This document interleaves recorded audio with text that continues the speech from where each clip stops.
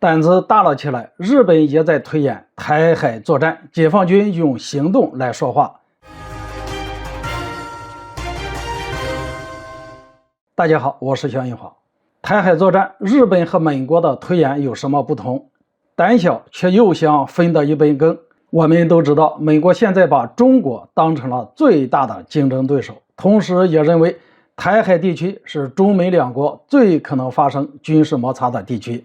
所以近年来，美国各大智库、各大军区、各大军种纷纷以此为假想，开始推演中美之间交战的场景。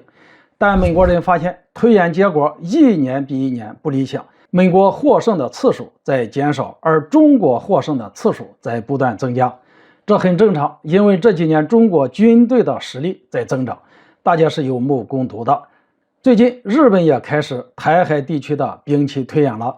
日本智库替川和平财团招募了一批所谓的军事专家，推演了中美日在台海地区的战争。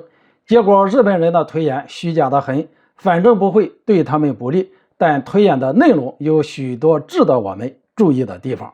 日本智库在推演中允许了美军利用所有的日本机场，包括军用和民用机场，这就大大提升了美军可部署战机的数量。但在整个军事行动中，除了少数的远程导弹攻击，日本自卫队的主要力量基本部署在了第一岛链附近，处于一个防守状态。除非解放军战机逼近，日本自卫队尽量避免前出和解放军冲突。但这并不意味着日本自卫队的损失会小。由于解放军利用远程导弹打击日本的军事基地，日本的战机和战舰依然损失惨重。特别是在战役初期，解放军完全有能力主动对第一岛链发起大规模的进攻。从日本财团推演的台海战役的进程可以看出，日本国内的一些小伎俩。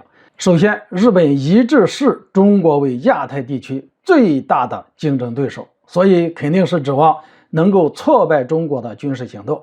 但如今的日本依然身背战败国之名，其军事力量发展非常不均衡。如果想要单挑解放军，很可能会被消灭。所以日本一定要极力避免这种和中国发生单独对抗的局面，而要促成以美国为主合力对抗中国的局势。从日本智库的推演来看，一方面，日本要穷尽全力给美军提供后勤基地、民用机场、资金等一系列的支持。但自卫队的部署又尽量以防御姿态部署，不要和解放军发生大规模交战，让美国强大的军力和中国硬碰。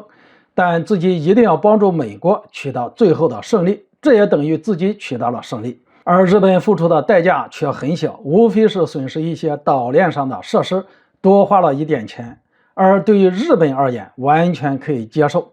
面对日本国内这些跳梁小丑的行为，解放军的回应干净利落。国防部发言人谭克飞大校表示，解放军只会以行动说话，坚决挫败台独分裂行径和外部势力的干涉。在二战的时候，日本就喜欢在兵器推演上动手脚，反正结果都是对自己有利，最后的结局就是彻底把日本打成了战败国。如果日本想再一次做军事冒险行动，也许输的会更惨。好了，今天就说到这里，咱们下次见。